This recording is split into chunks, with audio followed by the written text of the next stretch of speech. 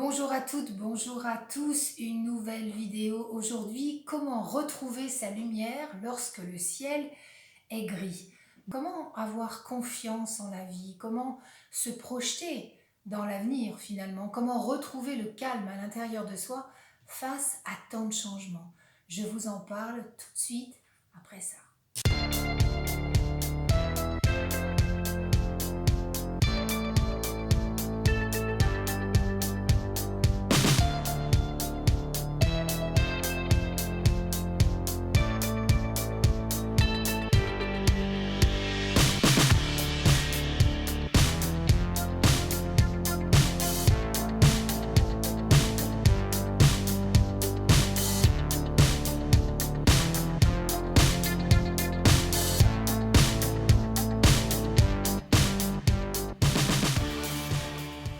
Qu'est-ce qui nous empêche d'être lumineux et de rayonner?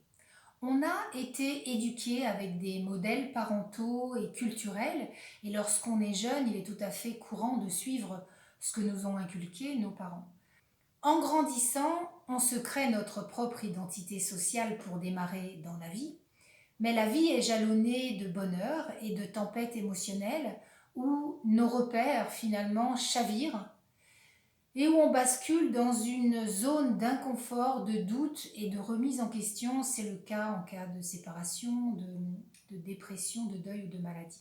Et on réalise que les modèles éducatifs précédents ne correspondent plus tout à fait à la femme ou à l'homme que nous sommes. Alors on se pose des questions du genre qu'est-ce que je suis venue faire là, quelle est ma mission de vie, quelle est ma mission d'âme, quel est le but, quel est mon but dans la vie et sans savoir vraiment comment répondre. Et on se demande aussi s'il faut garder ces enseignements.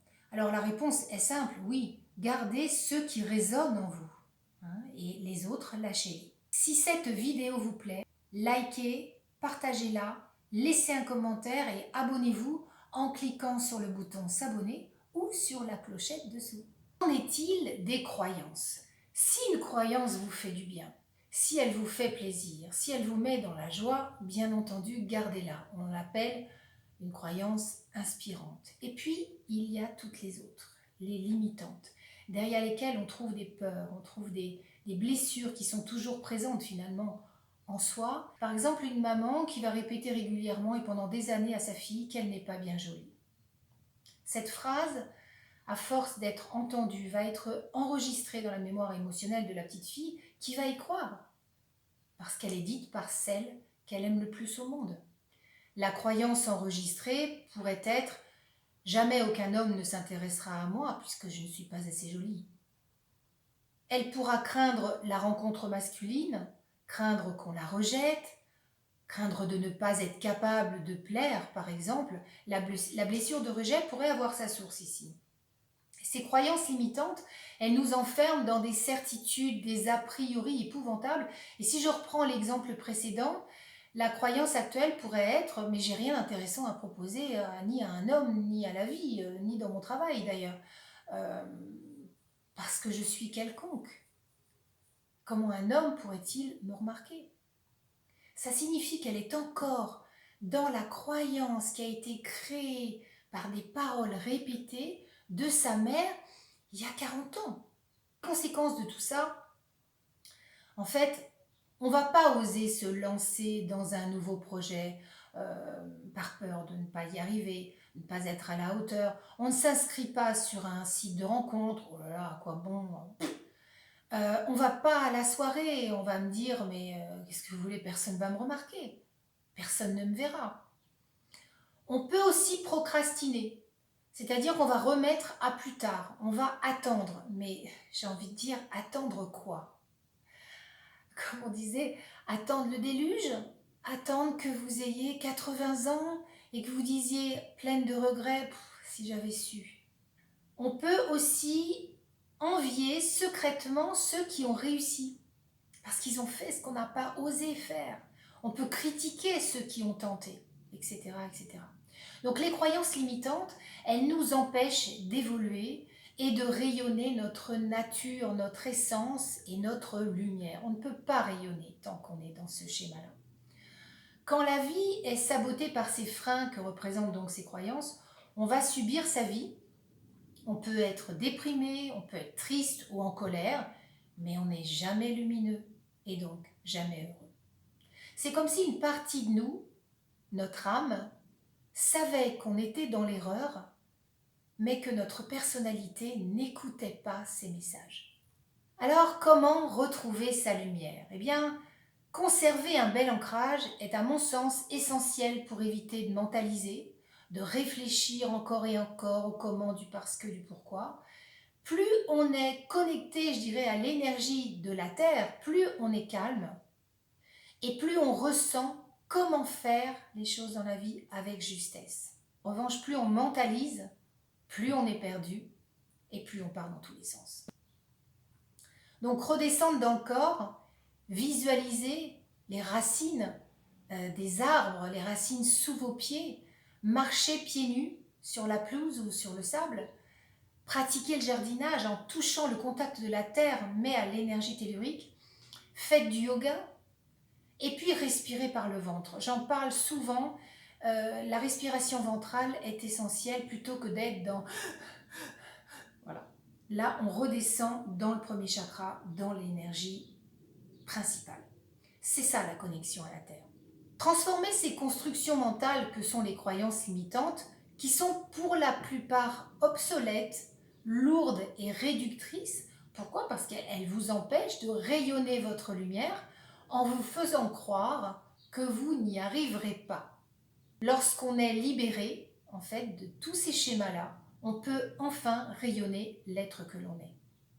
Une chose importante aussi, c'est de retrouver la joie au creux du ventre lorsque vous faites quelque chose. Cette joie, elle est la preuve que vous êtes aligné à vos codes identitaires, c'est-à-dire que ça frétille et ça nous met en joie. Recherchez cette joie, ce sentiment de bien-être intérieur qui va rayonner à l'extérieur.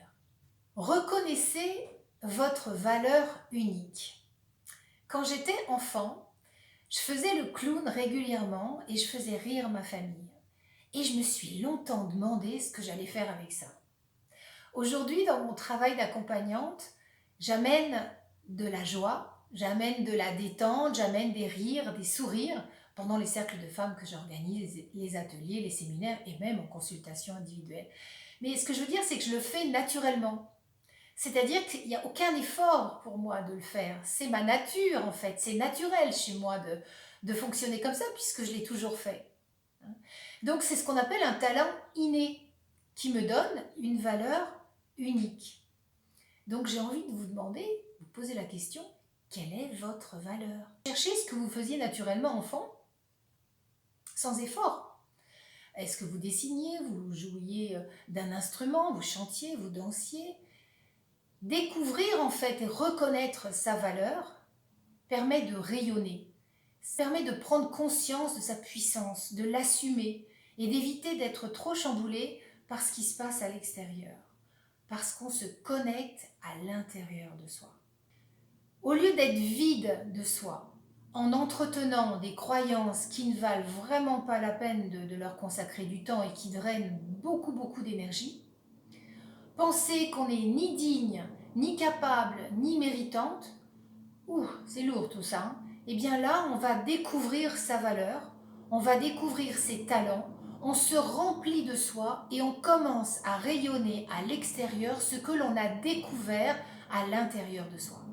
Alors certaines personnes pourront être gênées par votre rayonnement. Alors comme je dis très souvent, soit elles passent leur chemin, soit elles mettent des lunettes de soleil le temps de s'habituer. Parce que votre rayonnement pourra déranger profondément les personnes qui en manquent. Par l'effet miroir, en fait, elles se rendent compte de ce manque chez elles et elles peuvent être agressives. Alors, entourez-vous de personnes positives qui, dans la mesure du possible, qui vous soutiennent dans vos projets et puis mettez de la distance entre vous et les personnes à l'énergie un peu toxique dont l'attitude crée des tensions et des doutes. Une astuce, restez moins longtemps exposé à leur énergie. Vous êtes là, vous êtes présente, mais moins longtemps. Rayonner qui on est vraiment permet souvent de faire du ménage dans les relations parce qu'elles correspondaient à la personne que vous étiez avant. Mais si vous laissez tomber les apparences pour être vous et rayonner, votre rayonnement se densifie. Vous développez votre présence, votre charisme et vous devenez lumineux. J'explique ce principe dans mon livre Jouer avec l'énergie des couleurs pour vous épanouir jour après jour aux éditions Très Daniel.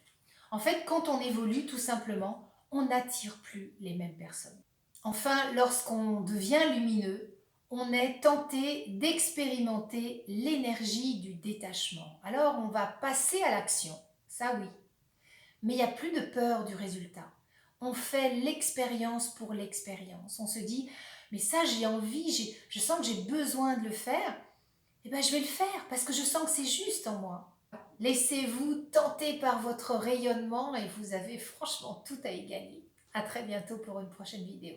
Ciao!